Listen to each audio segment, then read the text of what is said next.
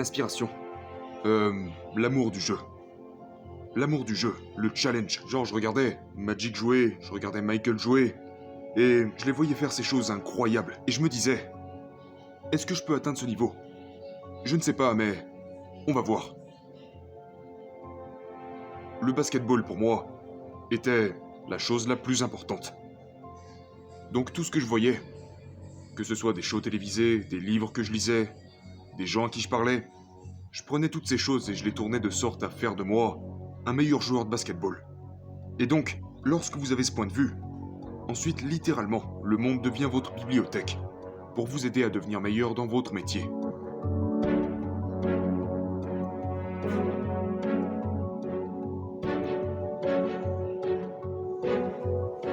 À 13 ans, j'avais, une liste noire. Et donc, vous savez, il faisait ces classements, c'était les classements des joueurs dans le Street and Smith. Et j'étais carrément introuvable, parce que je faisais genre 1m95, j'étais maigrichon et je pesais 70 kilos tout mouillé.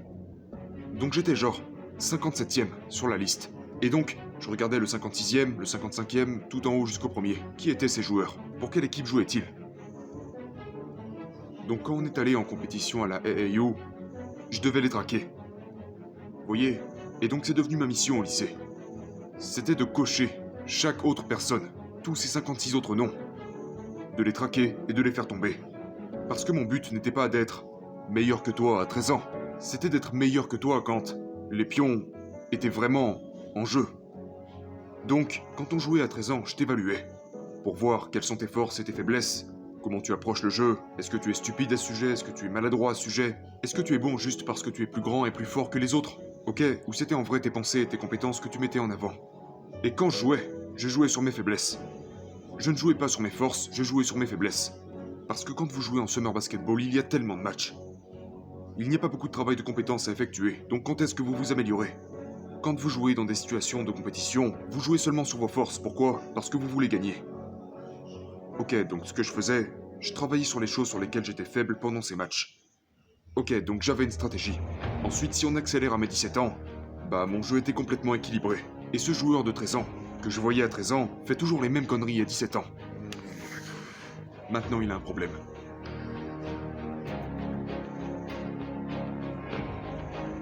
C'était un processus de tous les jours, d'essayer de comprendre les forces et les faiblesses. Par exemple, la capacité de saut, ma détente verticale était de 1 mètre. Elle n'était pas de 1m15 ou 1m10. Mes mains sont grandes, mais elles ne sont pas énormes. Ok, donc tu dois trouver des moyens de les renforcer. Pour que tes mains soient assez fortes pour être capable d'attraper la balle et de faire toutes les choses que tu dois faire. La rapidité. J'étais rapide, mais pas extrêmement rapide. J'étais vif, mais pas abusément vif. Ok, donc je devais compter beaucoup plus sur les compétences. Je devais compter beaucoup plus sur les angles. Je devais étudier le jeu, beaucoup plus. Mais j'appréciais ça. Donc genre depuis le début, où j'ai commencé à regarder des matchs, j'étudiais le jeu. Et ça n'a jamais changé.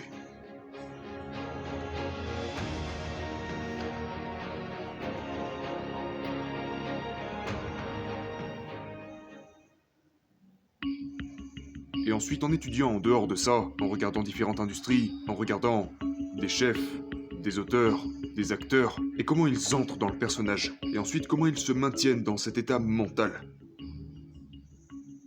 Donc, en regardant différentes industries, en regardant la nature elle-même, et en apprenant de ça, et comment on pouvait incorporer ça dans le jeu,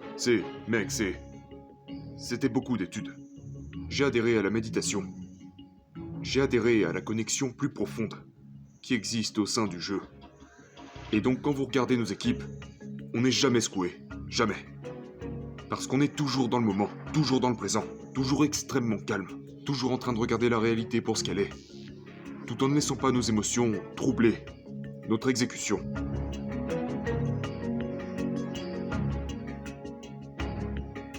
C'est une bonne séparation pour moi, vous savez, mentalement, d'être capable de me mettre dans un endroit où, à l'entraînement, ou quand je m'entraîne, ou pendant des matchs, je change mon esprit en quelque chose d'autre. Je change mon mode en quelque chose d'autre. Donc c'était mon ancrage mental. C'était comme un acteur qui se prépare pour un film. Vous devez vous mettre dans cette cage. Quand vous êtes dans cette cage, vous êtes ce personnage. Et quand vous partez, ça peut être quelque chose de complètement différent. Mais quand je suis dans cette cage, frérot, ne me touche pas. Ne me parle pas. Juste...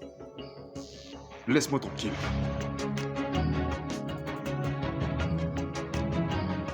Si je suis un de tes potes de lycée, ou si je suis un de tes cousins, qu'est-il arrivé à notre relation? Comment est-ce que cela gravitait quand tu es entré dans la ligue et tu es déterminé à devenir le meilleur? Tu es déterminé à devenir l'un des meilleurs. Qu'est-ce qui arrive à notre relation? Elle en souffre. Elle en souffre? Oh oui. Ok. Oui, parce que tu comprenais ça. T'étais d'accord avec ça? Oui, oui. Et les gens qui vous aiment comme les amis et la famille, ils savent ça à propos de vous. Donc ils vous laissent être vous. Et quand vous vous réunissez à nouveau, vous savez, vous reprenez là où vous vous étiez arrêté. Mais ne vous y trompez pas. Tout ce qu'il y a entre deux est perdu.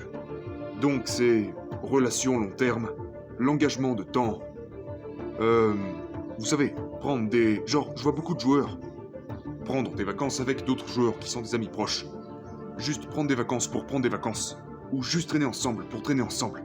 Genre, je n'ai jamais fait ça. Parce que quand je prends ma retraite, je n'ai pas envie de devoir me dire « J'aurais aimé avoir fait plus ». Je ne veux pas ça. Vous savez, je ne veux pas ça.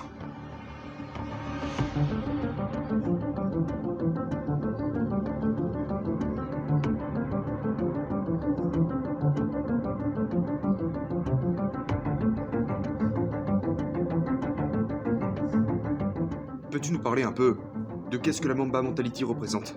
C'est quelque chose qui s'est développé au cours des... Je ne dirais pas au cours des 20 dernières années, mais...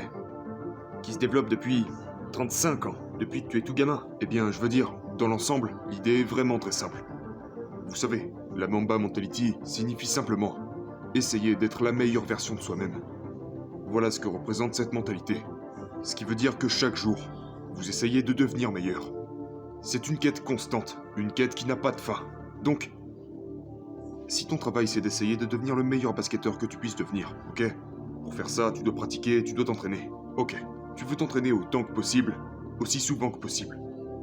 Donc si tu te lèves à 10h du matin, et tu t'entraînes à 11h, ok?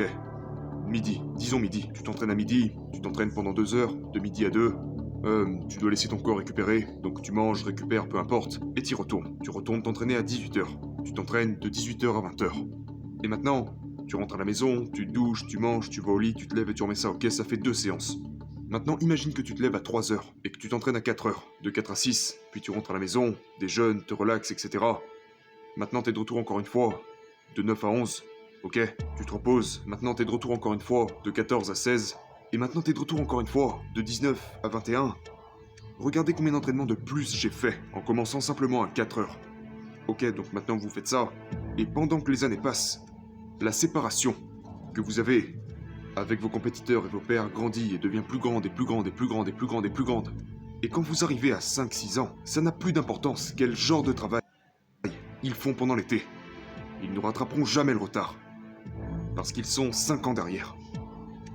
Donc ça porte son sens de se lever et de commencer sa journée plus tôt, parce que tu peux abattre plus de travail. Est-ce que c'est génétique? Ou est-ce quelque chose que t'as enraciné avec le temps? Non, c'était... Qui t'a appris ça? Pour moi, c'était juste du bon sens.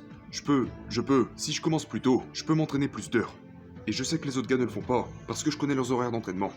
Donc, je sais que si je fais ça, systématiquement, avec le temps, le décalage sera plus grand et plus grand et plus grand et plus grand et plus grand et ils ne seront plus capables de rattraper ça.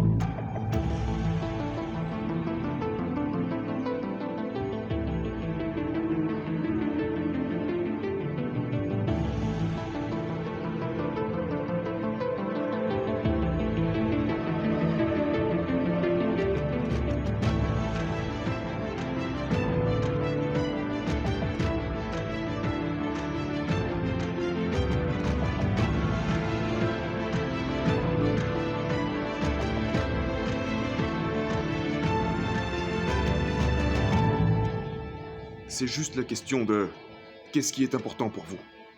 Qu'est-ce qui est important pour toi? Et pour une certaine raison, j'ai toujours eu l'impression que je ne me sens pas bien dans ma peau si je ne fais pas tout ce que je peux pour être la meilleure version de moi-même. Si j'avais l'impression d'avoir laissé quoi que ce soit sur la table, ça me rongerait de l'intérieur. Je ne serais pas capable de me regarder dans le miroir. Donc, la raison pour laquelle je peux prendre ma retraite maintenant et être complètement à l'aise à propos de ça est parce que je sais que j'ai fait tout ce que je pouvais faire pour être le meilleur basketteur que je pouvais être.